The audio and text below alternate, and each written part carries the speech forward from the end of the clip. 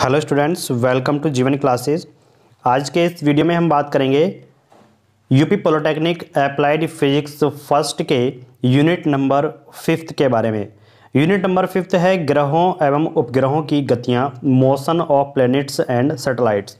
Unit 1, 2, 3 and 4 हमने complete की थी, और जो उन वीडियो को नहीं देख पाए हैं वो कंप्लीट प्लेलिस्ट को वीडियो के डिस्क्रिप्शन में जाकर के वॉच कर सकते हैं। और आज हम स्टार्ट कर रहे हैं यूनिट नंबर 5, जो कि है ग्रहों एवं उपग्रहों की गतियां। तो चलिए यहाँ से हम देख लेते हैं। सबसे पहले इंट्रोडक्शन की बात करते हैं।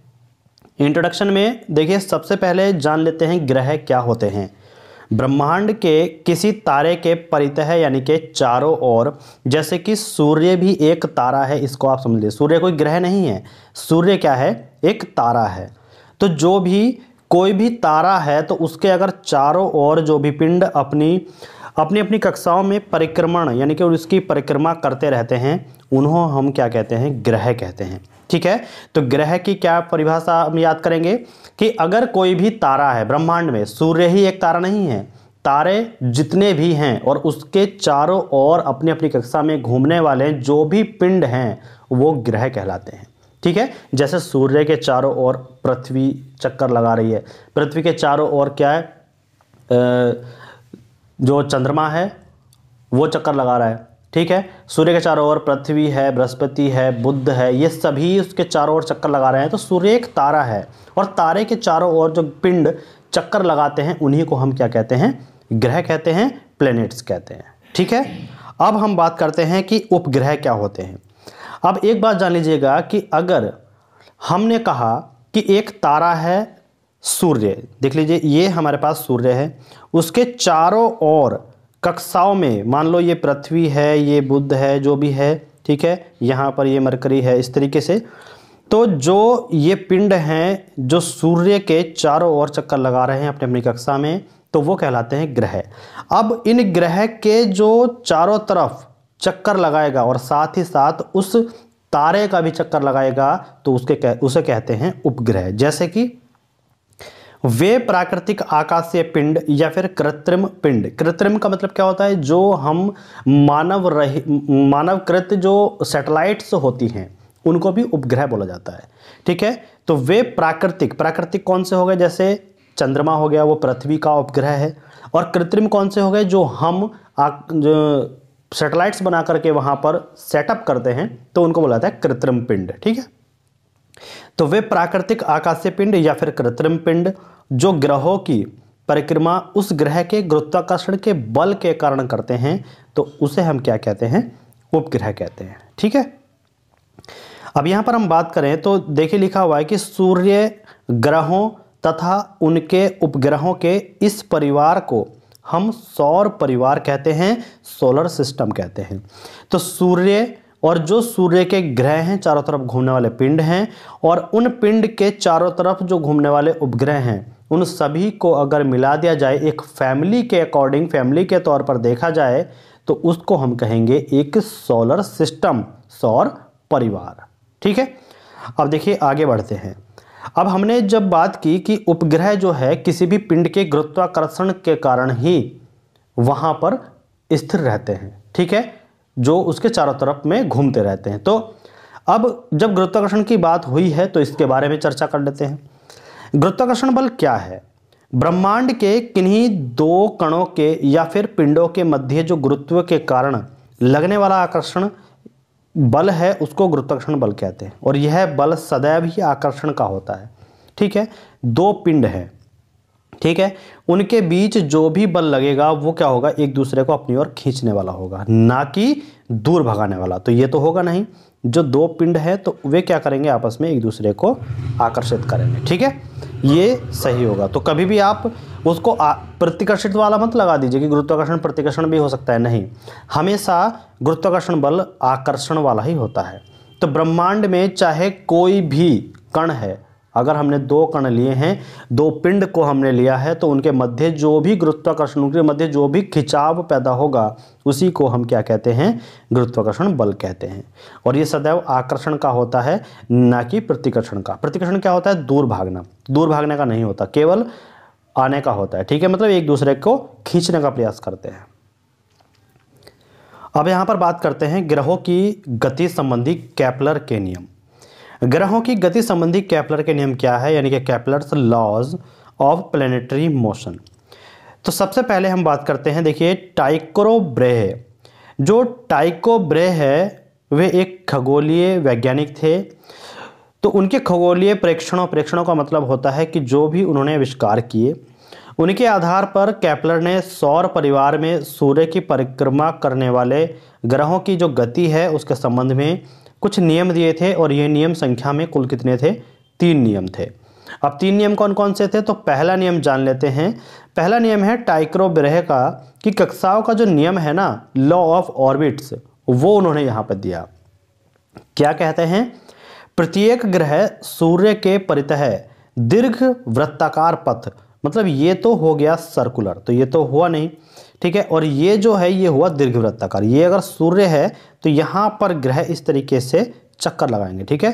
तो दीर्घ वृत्ताकार बोला जा रहा है। तो इलिप्टिकल पाथ क्या होता है? Elliptical path. तो कक्षाओं का जो नियम है वो क्या कहता है कि प्रत्येक ग्रह सूर्य के चारों ओर परितः दीर्घ वृत्ताकार पथ पर गति करता है तथा सूर्य उस दीर्घ वृत्ताकार के किसी एक फोकस पर होता है। फोकस बोल सकते हैं या फिर नाभि बोल सकते हैं, ठीक है। अब चलिएगा द्वितीय नियम की बात करते हैं। तो द्वितीय नियम हमारे पास है क्षेत्रीय चाल का नियम, ठीक है। पहले था कक्षाओं का नियम और दूसरा है क्षेत्रीय चाल का नियम, ठीक है। इनको याद रखिएगा, इनके नाम जो हैं।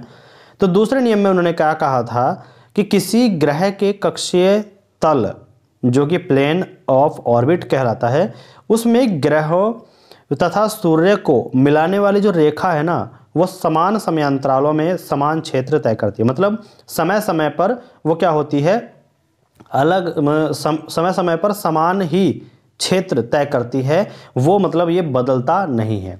जैसे कि मतलब यहाँ पर जो पोजीशन है, ठीक है, यहाँ पर जो पोजीशन है उस पिंड की, तो वो यहाँ पर इतनी है, तो दोबारा जब यहाँ पर आएगी तो वो उतनी ही होगी। इस तरीके से यहाँ पर कहा गया। तो किसी ग्रह के कक्षीय तल में ग्रह तथा सूर्य को मिलाने वाली जो रेखा है वो समयांतरालों में समान क्षेत्र तय करती है, ठीक है।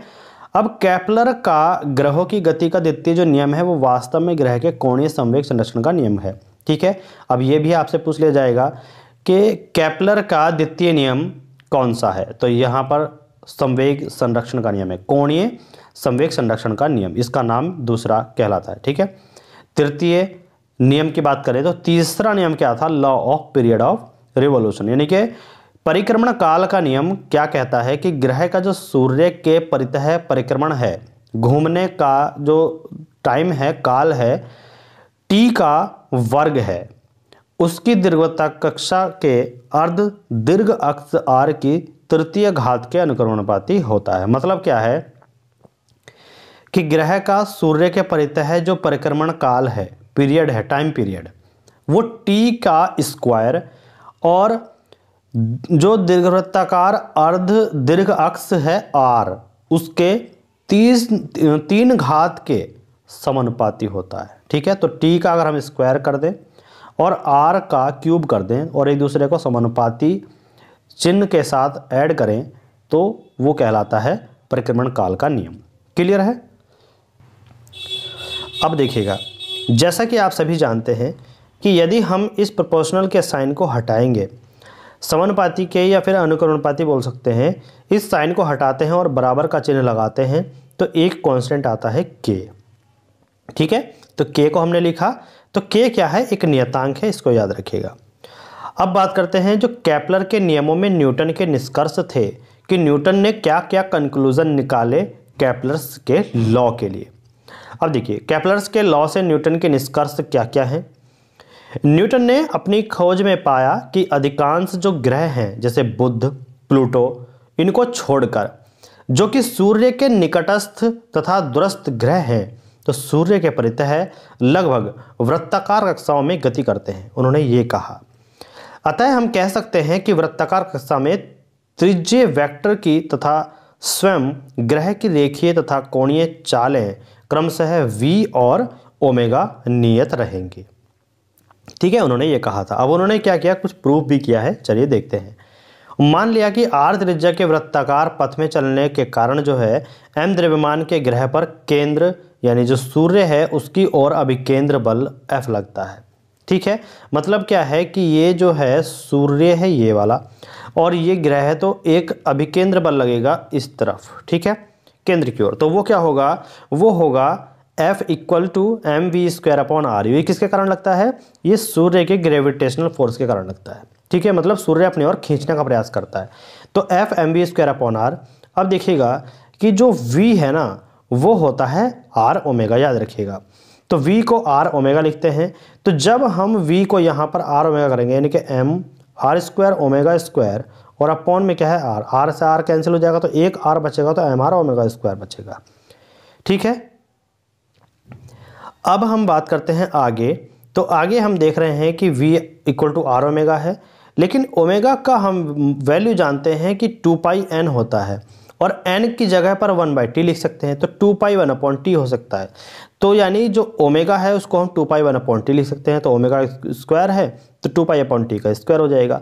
तो f इक्वल टू हमारे पास आ जाएगा 4 pi square mr upon T square. अब देखिए 2 पाई का स्क्वायर है तो 4 पाई स्क्वायर आ जाएगा, टी स्क्वायर है नीचे आ जाएगा, mr यहाँ पर है, तो ये t जो है ना नीचे का ये कहलाएगा परिक्रमण काल। तो यहाँ से आप परिक्रमण काल की वैल्यू भी निकाल सकते हैं। परंतु जो वृत्तीय कक्षा के लिए केपलर के तीसरा नियम है उसने कहा कि टी स्क्वायर समानुपाती r क्यूब, या हम कह सकते हैं T square equal to KR cube. तो जो हमारे पास f 4 pi square mr upon T आया था, तो टी की जगह पर टी स्क्वायर की जगह पर हम ये लिख देंगे, तो k स्क्वायर ये हो जाएगा, जो हमारे पास ये है कि टी स्क्वायर इक्वल टू ही ये है, तो टी स्क्वायर इक्वल टू हमारे पास पूरा है, तो टी स्क्वायर की जगह पर हम क्या रखेंगे KR क्यूब, तो KR क्यूब हो गया। ठीक है, अब 4 पाई स्क्वायर अपॉन k को बाहर निकाला और यहाँ पर m अपॉन r स्क्वायर। अब जब 4 pi square upon k constant है तो ये पूरा कांस्टेंट समानुपाती में चला जाएगा, तो यहाँ पर होता है f समानुपाती m अपॉन r स्क्वायर।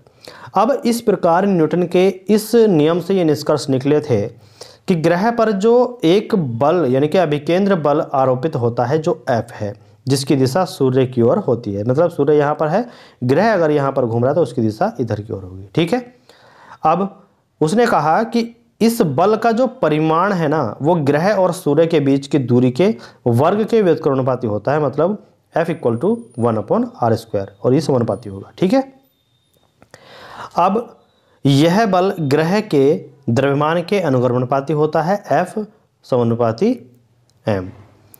अब देखिएगा जो 4 पाई स्क्वायर अपॉन k है वो gm लिखने पर, gm क्या है, मतलब जो g है जो है वो नियतांक है और m क्या है वो पृथ्वी का मास है। ठीक है, तो g क्या है, जो ग्रेविटी मतलब हम कह सकते हैं कैपिटल G नियतांक, और जो m है वो पृथ्वी का मास। तो यहाँ पर हमारे पास मिल जाता है F इक्वल टू GM और small m upon r square. तो सूर्य और ग्रह के बीच लगने वाला जो बल है वो इनके द्रव्यमानों के गुणनफल उसके समानुपाती और बीच की दूरी जो r है ना उसके वर्ग के व्युत्क्रमानुपाती होता है। ठीक है, ये फॉर्मूला आपने पढ़ा होगा, आपने इंटर में भी पढ़ा है। अब यहाँ पर बात करते हैं कि न्यूटन का जो गुरुत्वाकर्षण नियम है वो क्या है, वेरी वेरी इंपॉर्टेंट। तो 1986 में जो ब्रह्मांड में प्रत्येक कण यानी कि पिंड किसी भी अन्य कण को अपनी ओर आकर्षित करते हैं तो उस पर एक आकर्षण बल लगता है, ये कहा गया था, और जिसे गुरुत्वाकर्षण बल अथवा गुरुत्वीय बल कहते हैं। ठीक है, मतलब 1986 में न्यूटन ने ये बात कही कि ब्रह्मांड में प्रत्येक पिंड पर जो किसी भी अन्य कण को अपनी ओर आकर्षित करते हुए उस पर एक आकर्षण बल लगाता है तो उसको हम गुरुत्वाकर्षण बल या फिर गुरुत्वीय बल कहते हैं, जो कि होता है F समानुपाती m1 m2 upon r square. m1 m2 क्या है, दोनों पिंडों का मास है। तो इस बल का परिमाण दोनों कणों के द्रव्यमानों के गुणनफल के समानुपाती और उनके बीच की दूरी के वर्ग के व्युत्क्रमानुपाती होता है, यानी कि 1 में होता है। ठीक है, जब हम इसको समानुपाती को हटाएंगे तो ये कैपिटल G आ जाएगा। क्लियर, और G क्या है, यूनिवर्सल ग्रेविटेशनल कांस्टेंट है, जिसको बोलते हैं सार्वत्रिक गुरुत्वाकर्षण नियतांक। अब ये सार्वत्रिक गुरुत्वाकर्षण नियतांक के बारे में बात करें तो दो कणों के मध्य लगने वाला जो गुरुत्वाकर्षण बल है उस फॉर्मूले से हम देखेंगे इसकी वैल्यू कैसे निकलती है। ठीक है, यदि हम मान लें कि m1 m2 जो है वो 1 किलोग्राम है और r जो है वो 1 मीटर है तो g इक्वल टू F हो जाता है। ठीक है, G इक्वल टू F यानी कि न्यूटन, और G का मान जो है वो न्यूटन में होता है जब F के बराबर हो जाएगा। तो सार्वत्रिक गुरुत्वाकर्षण स्थिरांक परिमाण में उस गुरुत्वाकर्षण बल या फिर आकर्षण बल के बराबर है जो एकांक दूरी पर स्थित एकांक द्रव्यमान वाले दो कणों के बीच लगता है। जैसे G का मात्रक की बात करें तो न्यूटन मीटर स्क्वायर पर किलोग्राम स्क्वायर होता है, G equal to F R square M1 M2, ठीक है। V में सूत्र की बात करें तो M इनवर्स और L क्यूब T-2, ये आपको याद रखना होगा, ये काफ़ी ज़्यादा पूछा जाता है। कुछ नोट पॉइंट हैं जो आपको याद रहने चाहिए, जैसे G का मान कणों की प्रकृति, द्रव्यमान और ब्रह्मांड में जो उनकी स्थिति है, उनके ताप, उनके बीच माध्यम और उस समय जो वे वहाँ पर हम उसकी स्टडी कर रहे हैं, किसी पर भी निर्भर नहीं करता, इसलिए इसे क्या कहते हैं, सार्वत्रिक नियतांक कहते हैं, ठीक है। तो G का जो मान है ना तो वो प्रकृति के अनुसार बदलेगा, ना तो द्रव्यमान के अनुसार बदलेगा, ब्रह्मांड में उनकी स्थिति क्या है, उनका ताप क्या है, उनके बीच माध्यम क्या है, क्या समय है, किसी भी अकॉर्डिंग ये G का मान बदलता नहीं है, इसलिए बोलते हैं सार्वत्रिक स्थिरांक। अब देखिए स्थिरांक जो G है वो एक अदिश राशि है, इसको आप याद रखिएगा, वेरी वेरी इंपॉर्टेंट है। और सर्वप्रथम प्रयोगशाला में G का मान जो है वो कैवेंडिश नाम के वैज्ञानिक ने ऐंठन तुला द्वारा प्राप्त किया था। तो ये नाम याद रखिएगा, कैवेंडिश, और उन्होंने ऐंठन तुला द्वारा इसको प्राप्त किया था, जिसकी वैल्यू थी G equal to 6.67 into 10⁻⁻11 newton metre square upon पर kg स्क्वायर, या फिर हम कह सकते हैं कि metre cube upon kg second square, ठीक है। तो याद रखिएगा कि गुरुत्व बल जो है उसको हम एक्सेलरेशन ड्यू टू ग्रेविटी बोल सकते हैं, ठीक है। तो त्वरण ही होता है एक्सेलरेशन, और जो गुरुत्व है वो होता है ग्रेविटी, यानी कि गुरुत्व के कारण जो त्वरण है उसको हम यहाँ पर देखने वाले हैं। देखिएगा, पृथ्वी तल पर स्वतंत्रता पूर्वक गिरती हुई किसी वस्तु के वेग में, मतलब क्या है कि ये पृथ्वी का तल है और यहाँ से कोई चीज़ स्वतंत्रता पूर्वक नीचे की ओर गिर रही है, तो पृथ्वी तल पर स्वतंत्रता पूर्वक गिरती हुई किसी वस्तु के वेग में, इसका वेग v है, होने वाली प्रति सेकंड वेग वृद्धि, जैसे ये यहाँ पे आएगा तो इसका वेग v1 हो जाएगा, जैसे यहाँ पे आएगा इसका वेग v2 यानी कि कुछ और हो जाएगा, ठीक है। ऐसे ही आगे आते आते इसका वेग बढ़ेगा, तो जो उसमें वृद्धि हो रही है ना तो उसको गुरुत्व त्वरण कहते हैं। अब G का मान केवल स्थान पर निर्भर करता है कि वो किस जगह पर है। कहने का मतलब ये है कि अगर हम इस पृथ्वी तल को देखें और यहाँ से कुछ चीज़ फेंकें, तो यहाँ पर जब हम उसको स्टार्ट करेंगे तो उसकी वेलोसिटी 0 थी, यहाँ पर कुछ आगे आई तो v1, कुछ आगे आई तो v2 और नीचे आए तो v3। सबसे ज़्यादा उसकी वेलोसिटी कब होगी, जब ये यहाँ पर टकराने वाला होगा, ठीक है। सबसे ज़्यादा उसकी जो वेलोसिटी है वो उस टाइम पर होगी। तो ये जो बढ़ने की प्रक्रिया है ना, इसी को बोला जा रहा है गुरुत्व त्वरण, इसी को गुरुत्व त्वरण बोलते हैं, क्योंकि ये जो ग्रेविटी का फोर्स है उसी के कारण जो है ये बढ़ रहा है, त्वरित हो रहा है। G का मान केवल स्थान पर निर्भर करता है, इस बात को आप याद रखिएगा। अब यह वस्तु के रूप, आकार अथवा द्रव्यमान आदि पर निर्भर नहीं करता, इसको आप खास रूप से ध्यान रखिएगा। G का जो मात्रक है ना वो मीटर पर सेकंड स्क्वायर होता है, क्योंकि वो एक त्वरण के रूप में होता है और इसको बोलते हैं न्यूटन पर kg। क्लियर। अब देखिएगा G तथा कैपिटल G, स्मॉल g और कैपिटल G में रिलेशन हम कैसे जाने। तो मान लिया कि पृथ्वी का जो द्रव्यमान है वो me है, यानी कि m सफिक्स में e है, अर्थ, ठीक है, और त्रिज्या जो है वो re है, यानी कि e का मतलब है अर्थ, ठीक है। तो यहाँ पर देखिएगा ये पूरी अर्थ है, ठीक है, और इस अर्थ पर कहीं पर इस पर क्या रखा हुआ है, एक m द्रव्यमान का पिंड रखा हुआ है, कोई भी वस्तु है, ये पृथ्वी की त्रिज्या है, ये केंद्र माना गया है O, ठीक है। पृथ्वी द्वारा वस्तु पर जो लगाया गया बल है वो F है, और उस F का मान है G इंटू m और अपॉन में RE स्क्वायर, क्यों नीचे R स्क्वायर होता है, वो होता है पृथ्वी की त्रिज्या, और जो m होता है एक, वो होता है पृथ्वी का मास, और जो m है वो होता है पिंड का मास, ठीक है। तो यदि गुरुत्व त्वरण G का मान जो है वो ज्ञात हो तो m द्रव्यमान पर लगने वाला जो गुरुत्व बल है वो F इक्वल टू mg, यानी हमने मान लिया इक्वेशन नंबर सेकंड। अब हम बात करते हैं इक्वेशन नंबर फर्स्ट और सेकंड को। तो जो F की वैल्यू है वो mg है, तो यहाँ पर हम mg रख सकते हैं। तो mg equal to capital G me m upon RE square हो जाएगा, और G equal to capital G me upon RE हो जाएगा। जबकि जो स्मॉल g है ना उसका मान वस्तु के द्रव्यमान पर निर्भर नहीं करता, तो यहाँ पर आप देख सकते हैं ये रिलेशन आपका बन जाता है कि क्लियर। अब हम बात करते हैं पृथ्वी के गुरुत्वीय त्वरण g के मान में परिवर्तन कैसे होता है। तो g के जो g का मान है ना, उसमें परिवर्तन के कुछ नियम हैं, कुछ कारण है। कैसे?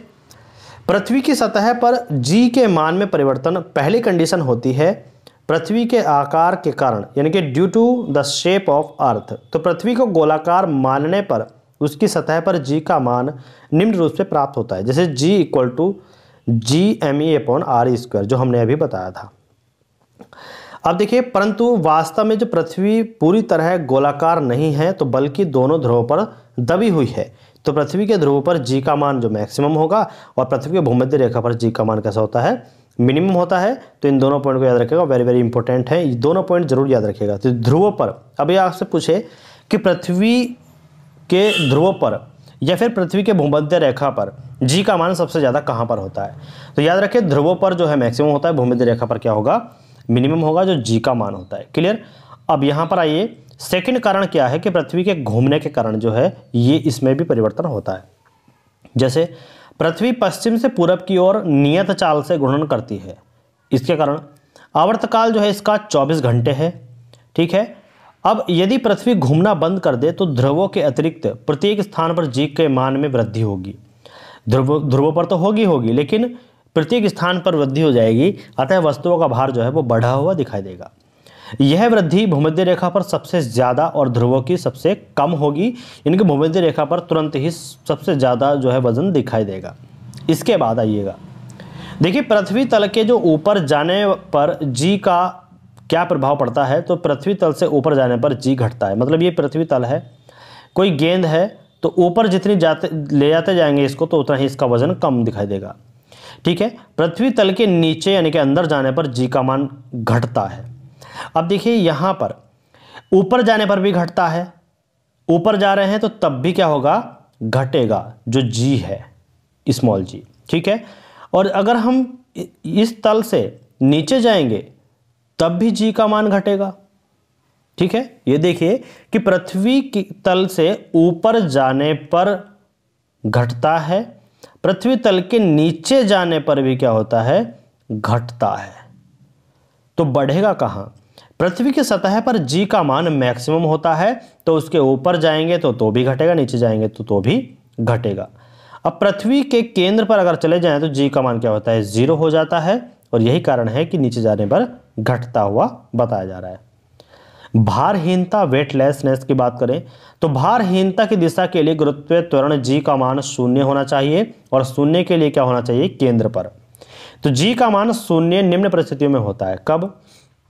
जब वस्तु गुरुत्व के प्रभाव में स्वतंत्र रूप से गिर रही हो, जब वस्तु बाह्य अंतरिक्ष में शून्य गुरुत्व वाले स्थान पर हो, या फिर पृथ्वी के केंद्र पर हो। ये 3 कंडीशन वो हैं जो भारहीनता को दर्शाती हैं। ठीक है। अब देखिए गुरुत्वीय विभव क्या होता है, ग्रेविटेशनल पोटेंशियल। अनंत से किसी वस्तु तक एकांक द्रव्यमान को लाने में जो कार्य करना पड़ता है ना, उसे हम क्या कहते हैं, गुरुत्वीय विभव कहते हैं। मतलब अनंत से किसी वस्तु को लाया जा रहा है। ठीक है। कोई 1 किलोग्राम की वस्तु है, उसको अनंत से लाया जा रहा है, तो उसको लाने में जो भी कार्य करना पड़ेगा उसे हम गुरुत्वीय विभव कहेंगे। ठीक है। अब देखिएगा, ये सदैव ऋणात्मक होता है, इसको याद रखिएगा, सदैव हमेशा ऋणात्मक होगा। Vg equal to -W/m, joule पर किलोग्राम इसकी यूनिट होती है। V में सूत्र m0L2 और T-2 होता है। पृथ्वी के गुरुत्वीय क्षेत्र में पृथ्वी के केंद्र से r दूरी पर गुरुत्वीय विभव जो होगा वो Vg इक्वल टू -GME/RE है। इस फॉर्मूले को याद रखिए। पृथ्वी की सतह पर r इक्वल टू RE दोनों बराबर होते हैं, तो Vg इक्वल टू -GME/RE ये आपका हो जाएगा माइनस। ठीक है। अब देखिएगा, इसकी जगह पर हम क्या लिख सकते हैं, GME/R भी लिख सकते हैं। तो ये आप याद रखिएगा। ठीक है, दोनों ही, क्योंकि ये इस टाइम पर पृथ्वी की सतह पर दोनों बराबर हैं। क्लियर? अब देखिए गुरुत्वीय क्षेत्र की बात करते हैं। गुरुत्वीय क्षेत्र यानी कि ग्रेविटेशनल फील्ड क्या होता है। तो किसी वस्तु के चारों ओर और वह क्षेत्र, चारों ओर का वह क्षेत्र जिसमें स्थित हर वस्तु को वह अपनी ओर आकर्षित करती है, तो उस वस्तु का गुरुत्वीय क्षेत्र कहलाता है। मतलब क्या है कि यहाँ पर एक चुंबक रख दी, वो जो है यहाँ पर वस्तु रखी है तो तब भी उसको आकर्षित कर रहा है चारों तरफ। यहाँ पर इतनी एरिया में वस्तु रखी तब भी उसको आकर्षित कर रहा है, लेकिन यहाँ पर जब हम वस्तु रखते हैं तो तब उसको आकर्षित नहीं करता। इसका मतलब क्या है कि ये यहाँ तक की वस्तु को आकर्षित कर रहा है, तो ये यहाँ तक क्षेत्र जो है वो इसका गुरुत्वीय क्षेत्र कहलाएगा। ठीक है, ऐसे हम कह सकते हैं। अब आगे गुरुत्वीय क्षेत्र की जो तीव्रता है ना, इंटेंसिटी ऑफ ग्रेविटेशनल फील्ड, तो उसको कैसे समझें। गुरुत्वीय क्षेत्र में किसी वस्तु पर एकांक द्रव्यमान की वस्तु पर कार्य करने वाला जो बल है उस बिंदु पर गुरुत्वीय क्षेत्र की तीव्रता कहलाता है। मतलब जिस पॉइंट पर वह काम कर रहा है, तो गुरुत्वीय क्षेत्र में कोई भी बिंदु है जो एकांक द्रव्यमान की वस्तु पर कार्य करने वाला बल है, तो वही उस बिंदु पर गुरुत्वीय क्षेत्र की तीव्रता दर्शाता है। और इसे हम I से प्रदर्शित करते हैं, और I = F/m होता है, जिसकी वैल्यू निकालने के बाद मात्रक हम लिखेंगे न्यूटन पर kg। अब इसी से F = होता है हमारे पास G_me/m ये r², और ये जो m है ना ये हमने यहाँ पर लिखा। इसके बाद G_me/r²। v में सूत्र m0L1 T-2, तो ये I = हो जाएगा G_me/r²। परंतु याद रखिएगा कि पृथ्वी सतह पर गुरुत्वीय त्वरण जो होता है वो G = G_me/r² होता है, जो आपका मीटर पर सेकंड स्क्वायर में होता है, क्योंकि जो स्मॉल g है वो त्वरण के रूप में होता है। अब देखिए बात करते हैं गुरुत्वीय स्थितिज ऊर्जा की। वेरी इंपॉर्टेंट डेरिवेशन है, इसको जरूर करिएगा। ग्रेविटेशनल पोटेंशियल एनर्जी के बारे में बात करते हैं। सीधे सीधे तौर से समझ लीजिएगा इसको, और ये जो है काफ़ी ज़्यादा इंपॉर्टेंट भी है। देखिएगा, किसी वस्तु को अनंत से गुरुत्वीय क्षेत्र के अंदर किसी वस्तु तक लाने में जो कार्य करना पड़ता है ना, उसे हम उस वस्तु पर उस वस्तु की स्थितिज ऊर्जा कहते हैं। मतलब क्या है कि कोई वस्तु है, उसे अनंत से गुरुत्वीय क्षेत्र के अंदर किसी बिंदु तक लाया जा रहा है, तो उसके लिए जो हमें काम करना होगा उसे ही उस बिंदु पर उस वस्तु की स्थितिज ऊर्जा कहेंगे। आइए समझते हैं। देखिएगा, अनंत पर एक तो पृथ्वी यहाँ पर दिखाई गई है और उसका मास है me, रेडियस re है, ये हमने दिखाया गया है। ठीक है, हमने क्या कहा कि अनंत पर एक वस्तु को लिया, पॉइंट B है, पॉइंट C है, पॉइंट D है। पॉइंट B जो है ना वो पृथ्वी के केंद्र से x दूरी पर है। ठीक है, पॉइंट C जो B से dx दूरी पर है, ये मान लिया। अब जो पॉइंट D है ना वो पृथ्वी के केंद्र से r दूरी पर है, और पृथ्वी के जो सतह है उससे h दूरी पर है, ये हमने मान लिया है। तो देखिएगा कि अनंत पर गुरुत्वीय स्थितिज ऊर्जा 0 होती है, और अदिश राशि है, मात्रक इसका जूल है। इन 3 पॉइंट को याद रखिएगा। अब देखिए फॉर्मूला हम कैसे ड्राइव करते हैं, ये सबको याद है, ये बार बार आपको फिगर देखना पड़ेगा। तो यहाँ पर आ जाइए। मान लिया कि पृथ्वी का द्रव्यमान है वो क्या है, me है, त्रिज्या जो है वो re है। क्लियर है। पृथ्वी के अंदर जो केंद्र है वो कितना है, O है, और x दूरी पर m द्रव्यमान का एक पिंड बिंदु B पर है जो रखा है। न्यूटन के गुरुत्वाकर्षण नियम के अनुसार पृथ्वी द्वारा पिंड पर लगने वाला जो आकर्षण बल होगा, यानी कि इस B पॉइंट पर। ठीक है, यानी कि इस केंद्र से और इस बिंदु यानी कि जो ये पिंड है उसके केंद्र पर m द्रव्यमान का जो पिंड है उसके केंद्र पर लगने वाला जो बल है वो F = G_me/m/x² होगा, क्योंकि जो दूरी है वो x है। अगर r होती तो हम r लेते। ठीक है, माना पिंड को बल की दिशा में बिंदु B से C तक अत्यंत सूक्ष्म दूरी dx द्वारा चलाया जाता है। मतलब उसको क्या किया जाता है कि B से C पर लाया जाता है, और दूरी है dx, याद रखिएगा। अब जब dx दूरी तक चलाया जाता है तो पिंड को B से C तक लाने में जो किया गया कार्य है dw = F dx, और एंगल कितना है, 0 है। तो F dx cos थीटा, तो F dx हो जाएगा, क्योंकि cos 0 = होता है 1। अब देखिए, अनंत से D बिंदु तक पिंड को लाने में किया गया कार्य, अर्थात D बिंदु पर पिंड की गुरुत्वीय स्थितिज ऊर्जा, फॉर्मूला होता है U लिखेंगे या फिर W लिखेंगे, किया गया कार्य integration infinite to R, limit हो जाएगी dw को लिख सकते हैं F dx, जो हमने यहाँ पर लिखा था ये dw है। ठीक है, F dx। इसी को क्या करेंगे, F की वैल्यू लिखेंगे G_me/m/x² हो जाएगा, dx हो जाएगा। अब इसको क्या करेंगे, G_me/m तो कांस्टेंट है, अब 1/x² का इंटीग्रेशन करेंगे। x² को ऊपर ले जाएंगे तो x की पावर -2 हो जाएगा, ये यहाँ पर लिखा हुआ है। अब जब इसको इंटीग्रेट करेंगे तो हम क्या करते हैं कि x की पावर अगर n है, उसको हम क्या कर रहे हैं, इंटीग्रेट कर रहे हैं। ठीक है, तो क्या होगा, x की पावर n -n+1/n+1, ये हो जाता है। तो n की जगह पर क्या माइनस है, तो यहाँ पर माइनस आ जाएंगे, ध्यान रखिएगा। तो यहाँ पर देखिए किस तरीके से हुआ है, एक्स की पावर -2 है तो एक्स की पावर -2+1 और -2+1 नीचे आ जाएगा। ठीक है, लिमिट रखेंगे, लिमिट रखने पर हमारे पास जो आएगा वो आएगा, देखिए पहला अपर लिमिट रखेंगे r को तो 1/x है तो 1/r हो जाएगा। फिर माइनस करने के बाद हम लोअर लिमिट रखते हैं तो माइनस में लोअर लिमिट रखेंगे तो 1/- के इन्फिनिटी। अब 1/∞ का वैल्यू 0 होती है तो GMEM और माइनस के 1/r हो जाएगा। तो यहाँ पर देखिएगा आप सीधे सीधे तौर पर समझ लीजिए कि जो माइनस है वो शुरू में हम रख देंगे। ठीक है, जो माइनस है वो शुरू में हम रख देंगे तो GMEM/r। और ये देखिए यहाँ पर आप ये एक बात समझिएगा कि जो यहाँ पर है ना -1, एक तो ये है और यहाँ पर कितना आ जाएगा, ये x पावर -1 1/x आ जाएगा। तो यहाँ पर जब हम इसको लाएंगे, इसको हमने बाहर लिया तो GMEM/r²। ठीक है, तो सीधे सीधे तौर पर आप देख ही सकते हैं कि इस तरीके से हम इसको जो है लिखेंगे। अब ये r² नहीं है, ये r है, r² नहीं है, ये r है। ठीक है, इसको आप जान लीजिए। ठीक, अब यदि बिंदु D पृथ्वी तल से h ऊंचाई पर हो तो r = re + h। मतलब क्या है, बिंदु D जो है पृथ्वी तल से कितनी ऊंचाई पर है, h ऊंचाई पर है। तो यहाँ से हम देखेंगे कि ये क्या कितना हो जाएगा, ये re और ये h हो जाएगा, क्या r = ठीक है, यानी कि यहाँ से यहाँ तक की दूरी जब देखेंगे r तो ये कितना हो जाएगा, ये और ये ऐड करेंगे तो re + h हो जाएगा। तो यहाँ पर re + h कर देंगे तो u = कितना हो जाएगा, -GMEM/re + h। ठीक है, क्लियर है। तो यहाँ पर ये r² नहीं है, ये r है। ठीक है, चलिए अब देखिएगा पृथ्वी तल के लिए जो r = re है वो पृथ्वी सतह पर गुरुत्वाकर्षण ऊर्जा है, जो कि हम लिख सकते हैं u = -GMEM/re। अब देखिए उपग्रह क्या होते हैं, उपग्रह कैसे और किस तरीके से हम जो है समझ सकते हैं। तो वे प्राकृतिक या फिर कृत्रिम पिंड जो ग्रहों की परिक्रमा उस ग्रह के गुरुत्वाकर्षण बल के कारण करते हैं, उपग्रह कहलाते हैं। अब उपग्रह दो प्रकार के होते हैं, एक तो होता है प्राकृतिक उपग्रह जैसे चंद्रमा पृथ्वी का प्राकृतिक उपग्रह है।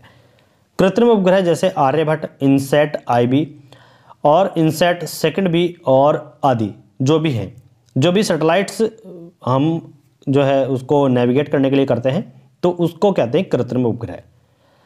उपग्रह के प्रेक्षण का सिद्धांत क्या है, प्रिंसिपल ऑफ लॉन्चिंग सैटेलाइट। देखिएगा, माना कि कोई कण बहुत ऊंचाई से क्षैतिज दिशा में v वेग से फेंका जाता है और यह पिंड परवलयाकार पथ पर गति करता हुआ पृथ्वी तल पर टकराता है, A पॉइंट पर टकरा रहा है।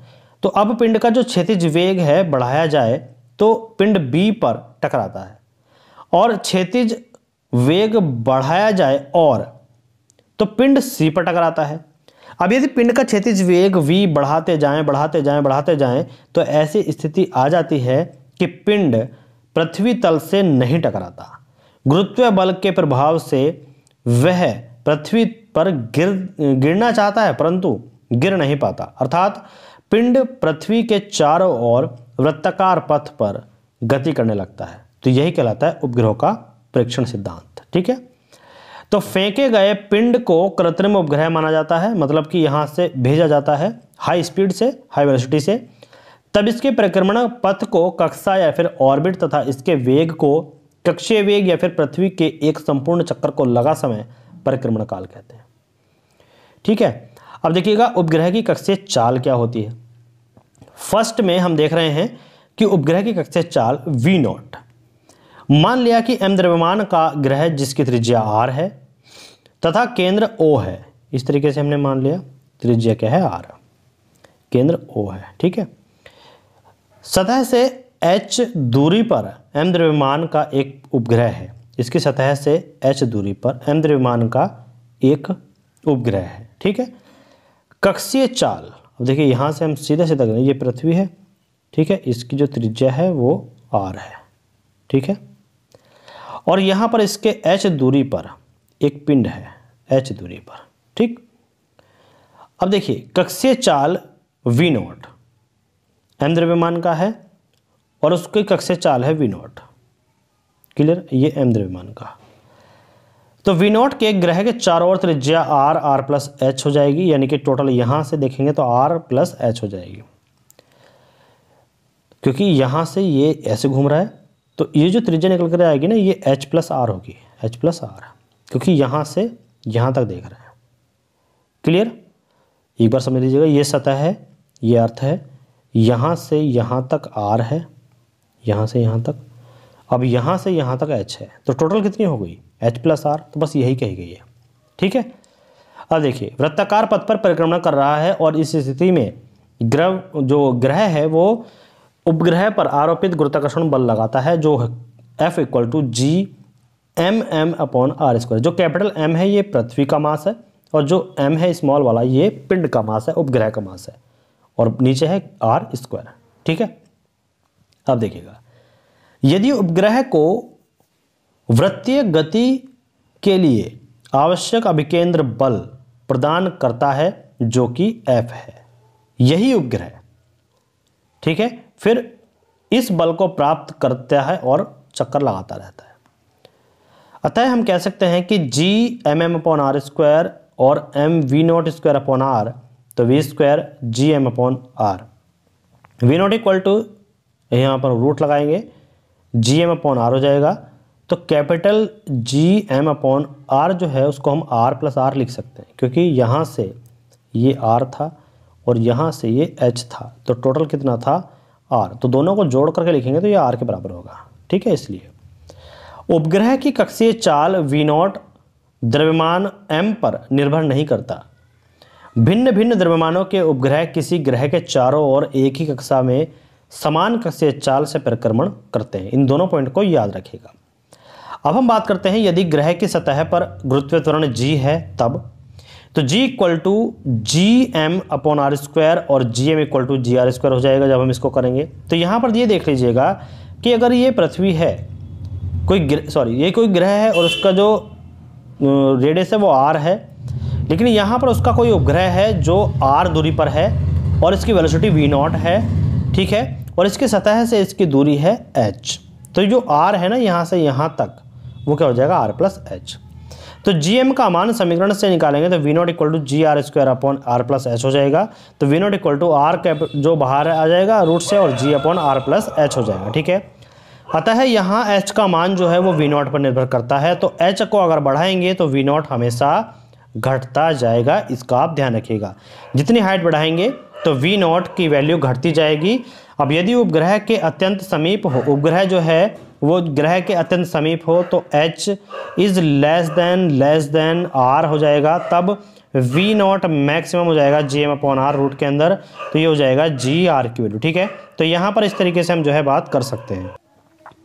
अब हम बात करते हैं पृथ्वी तल के समीप परिक्रमण करते उपग्रह के लिए g इक्वल टू 9.8 मीटर पर सेकंड स्क्वायर है तथा r equal to R E equal to 6.4 into ये हो जाएगा आपका 18 मीटर। ठीक है, ये हो जाएगा आपका 6.4 इंटू 10 टू द पावर 6 है, 6.4 into 10 to the power 6 metre. तो v naught G R E हो जाएगा रूट के अंदर और इसकी वैल्यू रखेंगे तो वैल्यू रखने पर हमें जो प्राप्त होगा वो v नॉट होगा 8 किलोमीटर पर सेकंड। तो 8 किलोमीटर पर सेकंड हमें ये मिला है। तो ये क्या है, ये पृथ्वी तल के समीप परिक्रमण करते उपग्रह के लिए जो g का मान है वो 9.8 मीटर पर सेकंड स्क्वायर अगर है तो v इक्वल टू जो उसकी वेलोसिटी है वो क्या होगी 8 किलोमीटर पर सेकंड होगी। अब देखिए उपग्रह का परिक्रमण काल क्या है उसको कैसे देखते हैं। तो मान लिया कि उपग्रह का जो परिक्रमण काल है वो t है, तो t equal to 2 pi R upon V naught होता है। इसी से वी नॉट की value root G M upon R हो जाएगा। जब हम रूट आर को लिखते हैं तो रूट आर इक्वल टू क्या होता है आर की पावर 1/2 होता है। अब ये ऊपर जाएगा तो ये माइनस के हो जाएगा, अब ये प्लस के 1 है इसकी पावर और ये माइनस के 1/2 है, तो क्या आ जाएगा ये आ जाएगा 3/2। ठीक है, ये कितना आ जाएगा 3/2 आ जाएगा। लेकिन यहाँ पर क्या होगा, ये जो r है ना ये इसके बटे और इसके बटे के भी नीचे है ऐसे, तो ये यहाँ पर जाकर क्या होगा पॉजिटिव ही होगा, तो ये क्या हो जाएगा 1/2 और 1/2 प्लस 1 है तो 3/2 यहाँ पे इसलिए आया। ठीक है, दोनों चीज़ समझ गए। अब t equal to 2 pi R cube upon G M, ये रूट हो जाएगा, यहाँ पर वैल्यू रखेंगे r की तो r प्लस एच होता है तो यहाँ पर हो जाएगा। ठीक है, अब t इक्वल टू जब हम वैल्यू को पुट करेंगे और G M equal to G R square put करेंगे तो हमें मिलेगा t equal to 2 pi upon R plus H का क्यूब अपॉन जी, ये रूट के अंदर होगा। अतः हम कह सकते हैं कि किसी उपग्रह का जो परिक्रमण काल है उसकी ग्रह के तल से ऊंचाई पर निर्भर करता है, तो h अगर बढ़ेगा तो उसका टाइम पीरियड यानी कि आवर्तकाल भी बढ़ेगा। ध्यान रखना, वेलोसिटी घटेगी लेकिन आवर्तकाल बढ़ेगा। पृथ्वी तल के अत्यंत समीप परिक्रमण करते उपग्रह का परिक्रमण काल जो है वो h is less then RE होगा, तब R को नगण्य माना जाएगा, क्योंकि R जो है बहुत ही जो h है वो बहुत ही छोटा है, तो इसलिए h को नगण्य माना जाएगा। तो t equal to 2π/r r³/g, तो यहाँ पर ये हो जाएगा। तो t इक्वल टू 2π/r/g यहाँ पर आप देख सकते हैं। क्लियर। जहाँ पर RE जो है वो 6.4 × 10⁶ मीटर है और g इक्वल टू हमारे पास है 9.8 मीटर पर सेकंड। जब हम वैल्यू रखते हैं तो आता है t इक्वल टू 84.6 मिनट। ठीक, इसको कैलकुलेट कीजिएगा।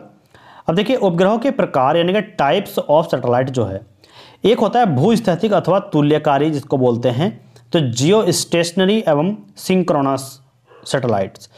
तो यदि कोई उपग्रह पृथ्वी के चारों ओर वृत्ताकार कक्षा में 24 घंटे पश्चिम से पूर्व की ओर, डायरेक्शन भी ध्यान रखिएगा, 24 घंटे पश्चिम से पूरब की ओर परिक्रमण करता है तो उसके गति पृथ्वी के सापेक्ष स्थित गति होगी। अतः हम कह सकते हैं कि पृथ्वी तल के किसी बिंदु के सापेक्ष उपग्रह स्थिर प्रतीत होगा और इस प्रकार के उपग्रह को भूस्थैतिक या तुल्यकाली उपग्रह कहते हैं। 24 घंटे हम लिख सकते हैं 24 × 60 मिनट और 24 × 60 × 60 सेकेंड। तो RE equal to 6400 kilometre, G equal to 9.8 metre पर सेकेंड स्क्वायर। तो T इक्वल टू आपका हो जाएगा 2π/r r+h³ रूट के अंदर होगा, और वैल्यू हम देखेंगे तो h इक्वल टू कितना हो जाएगा, h इक्वल टू आपके पास हो जाएगा 36,000 किलोमीटर।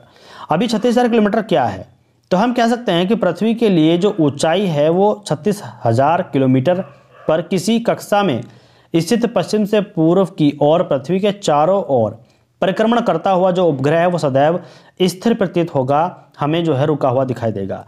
इस प्रकार के उपग्रह को हम क्या कहते हैं, भूस्थैतिक उपग्रह कहते हैं। संचार की बात करें यानी कम्युनिकेशन सैटेलाइट क्या होती हैं, तो सक्रिय उपग्रह बोलते हैं एक्टिव सैटेलाइट, और एक होती है निष्क्रिय यानी कि पैसिव सैटेलाइट। तो एक्टिव में क्या होता है, वह उपग्रह जो पृथ्वी से भेजे गए सभी सूचना संकेतों को प्राप्त करते हैं, उन्हें संशोधित करते हैं तथा पृथ्वी पर पुनः प्रसार करते हैं, सक्रिय उपग्रह कहलाते हैं। निष्क्रिय क्या होते हैं, वे उपग्रह जो पृथ्वी से भेजे गए सूचना संकेतों को जो है उसके मात्र परिवर्तन का कार्य करते हैं, उनको परिवर्तन करते हैं लेकिन पृथ्वी पर दोबारा भेजते नहीं, उनको निष्क्रिय कहते हैं। भूस्थैतिक उपग्रह या प्रेक्षण यान, देखिएगा geosynchronous satellite launch vehicle GSLV, उसको कैसे क्या इसके बारे में जानते हैं। भूस्थैतिक उपग्रह अथवा किसी संचार उपग्रह को उसकी कक्षा में पहुंचाने के लिए जिस प्रेक्षण यान का उपयोग किया जाता है उसे बोलते हैं भूस्थैतिक उपग्रह प्रेक्षण यान, यानी कि geosynchronous satellite launch vehicle GSLV, उसको वहां पर पहुंचाने के लिए। नोट की बात करें तो यहां पर देखिए कुछ जानकारी दी गई है कि भारत में जो इसरो है, इंडियन स्पेस रिसर्च ऑर्गेनाइजेशन, उसके द्वारा विकसित एवं अत्याधुनिक नवनिर्मित तथा 18 दिसंबर 2014 में सफलतापूर्वक प्रक्षेपित भूस्थैतिक उपग्रह प्रेक्षण यान GSLV MK3 3 ईंधन चरणों वाला प्रेक्षण यान है। प्रेक्षण चरण में क्रमशः ठोस, तरल और अति प्रतिशीत चरण जो होता है क्रायोजेनिक स्टेज, उसका प्रयोग किया जाता है। अब यहां पर देखिए ध्रुवीय उपग्रह पोलर सैटेलाइट क्या होते हैं। पृथ्वी की सतह को देखने, पृथ्वी के भूभाग का भौगोलिक एवं सैन्य सर्वेक्षण करने तथा मानचित्र इत्यादि बनाने और वैश्विक ताप एवं जलवायु परिवर्तन की जानकारी प्राप्त करने हेतु उपयोग में लाए जाने वाले उपग्रह को ध्रुवीय उपग्रह कहते हैं। इसमें एक नोट पॉइंट हमने दिया है कि यह ध्रुवीय कक्षा पृथ्वी के बहुत समीप लगभग 600 से 800 किलोमीटर की ऊंचाई पर होती है और इसमें उपग्रह का परिक्रमण काल 96 से 100 मिनट होता है। ठीक है, अब यहां पर आइएगा, ध्रुवीय उपग्रह प्रेक्षण यान पोलर सैटेलाइट लॉन्च व्हीकल क्या होते हैं, PSLV क्या होते हैं। अभी GSLV के बारे में बात किया था, PSLV क्या होते हैं। ध्रुवीय उपग्रह को उसकी कक्षा में पहुंचाने के लिए जिस प्रेक्षण यान का प्रयोग किया जाता है उसे ध्रुवीय उपग्रह प्रेक्षण यान कहते हैं। अगर इसके बारे में बात करें तो इसरो द्वारा विकसित जो आधुनिक नवनिर्मित PSLV 4 चरण वाला प्रेक्षण यान है, जिसमें प्रथम तृतीय चरण में ठोस ईंधन प्रणोदित निकाय तथा द्वितीय और चतुर्थ में जो प्रणोदित निकाय हैं वो तरल हैं, तो ये प्रयोग किए जाते हैं। उपग्रह की बंधन ऊर्जा की बात करें तो यानी कि binding energy of A satellite, तो किसी ग्रह के परितः परिक्रमण करते हुए उपग्रह में गतिज तथा गुरुत्व स्थितिज ऊर्जा दोनों प्रकार की ऊर्जाएं होती हैं।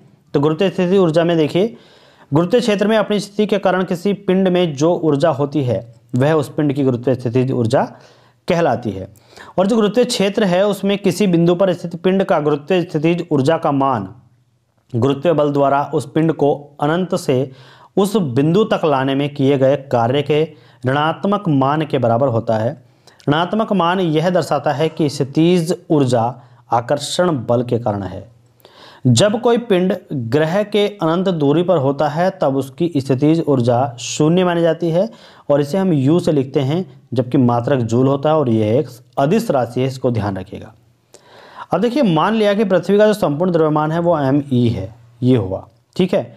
उपग्रह का द्रव्यमान जो है वो m है, यहाँ पर ये रहा, ठीक। उपग्रह r त्रिज्या पर पृथ्वी के चारों ओर घूमता है, मतलब यहाँ पर ये चारों ओर घूम रहा है, ठीक है, यहाँ से यहाँ तक r है, ठीक है। एक वृत्ताकार पथ बना हुआ है। तो यहाँ पर देखिए, पृथ्वी के गुरुत्व क्षेत्र में स्थित होने के कारण जो है उपग्रह की स्थितिज ऊर्जा U = W और अनंत से r तक होगी। अब देखिए, ये अनंत तक है तो इसका ध्यान रखिए। जहाँ जो W अनंत से r तक दिखाया गया है ना, तो उपग्रह को अनंत से दूरी r तक लाने में जो प्राप्त कार्य है वो है। तो U = W ∞ r और लिमिट हो जाएगी ∞ to r f dr। तो यहाँ से हम वैल्यू रखेंगे, वैल्यू करने पर इंटीग्रेशन करेंगे, इंटीग्रेशन करने पर हमें प्राप्त होगा U = -g MEM/r²। ठीक है, इंटीग्रेशन आप कर लीजिएगा। अब बात करते हैं गतिज ऊर्जा की। तो गतिज ऊर्जा उपग्रह की कक्षीय गति के कारण होती है। यदि इस कक्षा में उपग्रह का कक्षीय चाल v0 हो तो उपग्रह की गतिज ऊर्जा k = 1/2 mv0² होगी। और v0 की वैल्यू क्या होती है, रूट में gme/r होती है, तो 1/2 mgme/r हो जाएगी, स्क्वायर है, रूट हट जाएगा, तो k = gmem/2r हो जाएगा। क्लियर है। अब यहाँ पर आइएगा, उपग्रह की कुल यांत्रिक ऊर्जा क्या होती है। तो कुल यांत्रिक ऊर्जा होती है U + k हो जाएगी, यानी कि काइनेटिक और जो स्थितिज ऊर्जा है वो जुड़ जाएगी, ठीक है। गतिज और स्थितिज दोनों को ऐड करने पर हमें क्या मिल जाती है, कुल यांत्रिक ऊर्जा मिल जाती है। अब देखिए, E = U की वैल्यू हो गई और यहाँ पर K की वैल्यू हो गई, दोनों को हम ऐड करेंगे तो हमारे पास ये आ जाएगा कि दोनों का ही क्या है, नीचे एलसीएम लेंगे और उसके बाद E = -gmem/2r हो जाएगा। तो निगेटिव साइन किस लिए है, निगेटिव साइन ग्रह व उपग्रह का परस्पर आकर्षण प्रदर्शित करता है। अब देखिए, उपग्रह को अपनी अक्ष के अनंत तक ले जाने के लिए अर्थात उसकी कक्ष ऊर्जा शून्य करने के लिए उपग्रह को ऊर्जा देना आवश्यक है और यही आवश्यक न्यूनतम ऊर्जा उपग्रह की बंधन ऊर्जा कहलाती है। कौन सी, -E = gmem/2r, यही इसका बंधन ऊर्जा का सूत्र होगा। बात करते हैं पलायन वेग। पलायन वेग या फिर पलायन ऊर्जा, एस्केप वेलोसिटी या फिर हम बोलते हैं एस्केप एनर्जी। तो पलायन वेग वह न्यूनतम वेग है जिससे कि किसी पिंड को पृथ्वी से ऊपर फेंकने पर पिंड पृथ्वी के गुरुत्व क्षेत्र से बाहर निकल जाता है। तो इतना ज़्यादा वेग पुनः पृथ्वी पर लौटकर नहीं आने देगा। तो पलायन वेग फेंकने के लिए, यानी कि किसी जो पिंड है उसको यहाँ से इसके गुरुत्वाकर्षण से, पृथ्वी के गुरुत्वाकर्षण से बाहर फेंकने के लिए पिंड को जो दी गई ऊर्जा है, गतिज ऊर्जा, वो पिंड का पलायन वेग कहलाती है, पलायन ऊर्जा कहलाती है। हम जानते हैं कि अनंत पर गुरुत्व स्थितिज ऊर्जा शून्य होता है तथा पृथ्वी तल पर m द्रव्यमान के पिंड की स्थितिज ऊर्जा U निम्न होती है, जो U = gmem/re होता है। अर्थात हम यह कह सकते हैं कि पिंड को पृथ्वी तल से अनंत में भेजने के लिए पिंड पर इतना ही gme/re कार्य करना होगा। अतः पिंड जो gme/re होगा उसके तुल्य गतिज ऊर्जा दे दी जाए तो वह पृथ्वी के गुरुत्व क्षेत्र से बाहर अंतरिक्ष में, स्पेस में चला जाएगा, ठीक है। तो पिंड के अनंत में भेजने के लिए दी गई गतिज ऊर्जा पलायन वेग कहलाती है, जो प्लस में gmem/re होती है। तो पृथ्वी तल पर यदि पिंड को gmem/re के तुल्य गतिज ऊर्जा दे दी जाए तो पलायन वेग v से फेंका जाता है, तब काइनेटिक एनर्जी 1/2 mve² हो जाती है, यानी कि gmem/re। v = क्या हो जाएगा, रूट में जब इसको लिखेंगे तो 2gme/re हो जाएगा, क्योंकि ये v² है। तो परंतु हम यह जानते हैं कि gme = gre² होता है, तो इसकी वैल्यू रखेंगे तो हमारे पास ये प्राप्त होगा तो वी इक्वल टू कितना हो जाएगा 2 GRE, रूट के अंदर हो जाएगा, वैल्यू रखेंगे, वैल्यू पुट करेंगे तो वी इक्वल टू 11.2 किलोमीटर पर सेकंड हो गया। तो यही वो एनर्जी है, यही वो वैल्यू है कि अगर इस वेलोसिटी से 11.2 किलोमीटर पर सेकंड की वेलोसिटी से कोई भी पिंड पृथ्वी सतह से छोड़ा जाएगा तो वो पृथ्वी के गुरुत्वाकर्षण से बाहर निकल जाएगा। ठीक है, अब देखिए कुछ पॉइंट हैं कि पलायन वेग का मान पिंड के द्रव्यमान पर निर्भर नहीं करता है, ध्यान रखिएगा। पलायन वेग का मान पिंड के प्रेक्षण कोण पर निर्भर नहीं करता है, ये भी आप ध्यान रखिएगा। और यह पृथ्वी के द्रव्यमान तथा त्रिज्या पर निर्भर नहीं करता है। तो ये तीनों पॉइंट हैं जिन पर ये पलायन वेग निर्भर नहीं करता है। ठीक है, तो दोस्तों ये थी आपकी यूनिट नंबर 5।